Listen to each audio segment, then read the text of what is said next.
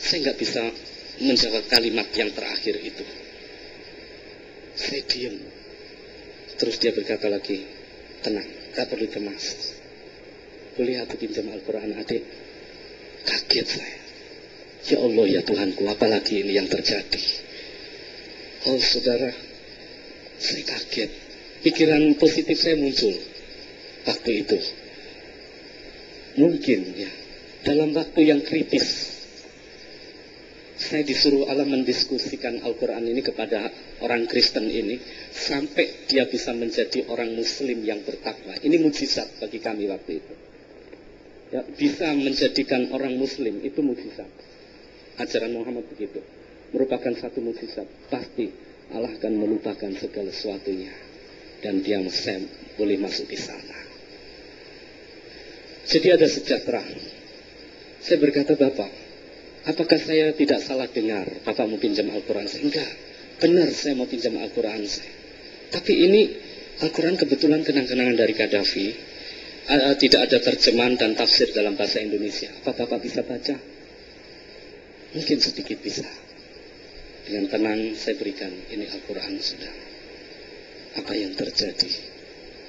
Justru dia buka di dalam mukadimah Al-Quran surat Al-Fatihah yang menunjukkan keberadaan yang ada di dalam Al-Quran itu.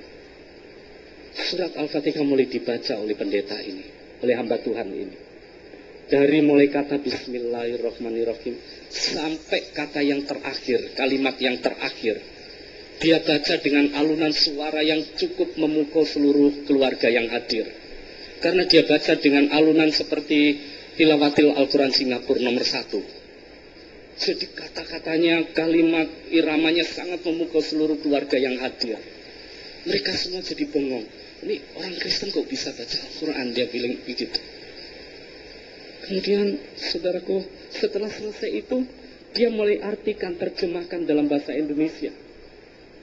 Saya orang Arab nggak bisa lagi dibohongi soal bahasa Arab. Nanti kalau saudara mau kursus bahasa Arab, boleh panggil saya nanti. Untuk Islamologi ya. Supaya kita bisa menginjil kepada mereka. Saudaraku yang kekasih, apa yang terjadi? Mulai dia kupas ayat ini, dia artikan, jiwa saya tersentuh. Dengan kalimat yang mengatakan, masih segar ingatan saya. Dia katakan, Ihdinas sirotol mustaqim, sirotol ladina an'amta alaihim. Muhammad katakan, ya Allah ya Tuhanku, tunjukkan aku jalan yang lurus dan jalan yang benar. Saudaraku yang kekasih, menurut keyakinan kami pada waktu itu, saudara banyak mendengar kata kalimat yang diucapkan orang, innalillahi wa innalillahi rojiun. Artinya seluruh manusia akan pulang kembali ke rahmatullah. Untuk mereka kembali ke rahmatullah, bisa masuk di hadirat Allah hanya lewat sirotol mustaqim. Sirotol mustaqim, jembatan satu-satunya penghubung bagi manusia kembali kepada Allah. Tanpa lewat sirotol mustaqim, manusia akan tersesat masuk api neraka jahanam. Saudara, kemudian dia buka di dalam surat Az-Zukhruf. Surat Az-Zukhruf, surat yang ke-43.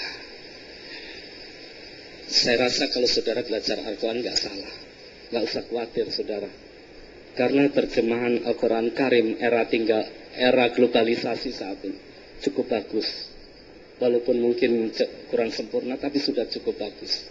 Karena ayat itu mengatakan begini, ayat 61 sampai 63. Isa merupakan tanda alamat yang pasti, atau tanda alamat yang besar pada hari kiamat. Dan Isa berkata, patuhi firman Allah dan ikutlah aku. Karena aku ini jalan yang lurus dan jalan yang benar. Jadi Sirotol Mustaqim itu adalah pribadi Isa. Dijabarkan, saudaraku yang kekasih. Ditambah lagi dalam surat Al-Baqarah, kesaksian Muhammad kepada orang-orang Quraisy. Dia berkata, wa anna Isa fammahumarullah wa kalimatuhu. Bahwasanya Isa itulah roh Allah dan kalimat Allah. Tidak ada manusia yang bisa dilahirkan sebelum dan sesudahnya seperti Isa. Isa juga 100% manusia. Disebut sebagai nabi, Kalau kita baca di dalam Matius 21 ayat 10 sampai 11. Orang Kristen taunya Isa itu Allah. Tapi juga di situ Matius di situ menyebut dia nabi. Saudara, kalau di dalam Matius 21 ayat 10 sampai 11 itu nabi. Tapi dalam sisi yang satu ini 100% dia manusia dan dia disebut sebagai nabi karena pemberitaan wahyu ilahi kepada manusia di atas bumi ini. Dan di sisi lain, di sisi satunya, di situ disebut sebagai roh Allah, kalimat Allah, firman Allah yang menjelma menjadi manusia lewat proses kandungan perempuan suci Siti Maryam. Itu terdapat di dalam surat Al-Maryam ayat 25. Jelas, saudara, kembali di surat An-Nisa, surat As-Sukru, ada 78 surat. Tapi nggak mungkin sekarang saya anukan satu-satu, ya, sampai nanti malam nggak selesai nanti karena banyak sekali ini. Jadi poin-poinnya dulu, nanti kalau ada kesempatan lain akan saya jabarkan yang lain lagi. Puji Tuhan, saya singkat di sini. Kemudian tanpa saya sadari, air mata saya sudah membasahi baju saya. Pada waktu itu seperti saya dibangunkan dari tidur. Selubung-selubung politik mulai diangkat oleh Roh Kudus pada waktu itu.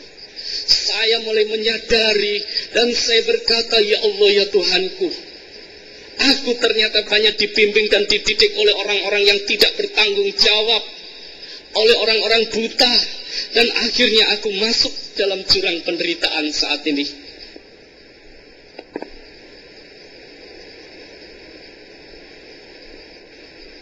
Saya berkata, sungguh Tuhan Yesus, Engkau Allah Akbar.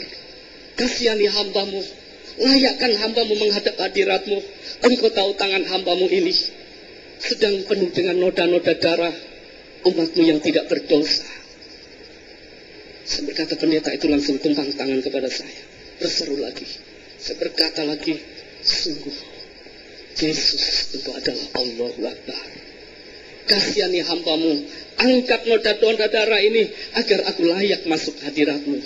4 profesor dokter yang saat itu sedia mau nangani kami, tapi sudah ada pendeta yang sedang berdoa. Mereka melihat peristiwa itu dari tempat yang agak jauh. Waktu saya berseru memanggil nama Yesus dengan iman, mereka melihat satu sinar dari atas turun ke bumi dan masuk di pavilion di mana saya sedang berada, yang menembus jendela kaca, diabadikan oleh salah satu 4 profesor dokter sinar itu dengan pustelnya. Saudaraku yang kekasih, saya tidak melihat sinar itu karena dalam sikap dan posisi sedang berdoa. Saya merasakan ada satu tangan yang lembut masuk dalam tubuh saya. Sampai bulu kuduk saya berdiri waktu itu. Saya berkata, ya Allah, ya Tuhanku Yesus, benarkah hal ini terjadi? Atau saya sedang saat halusinasi, atau sedang tidur dan mimpi, tapi aku sadar tuh. Nah, itu pendeta mengakhiri doanya amin.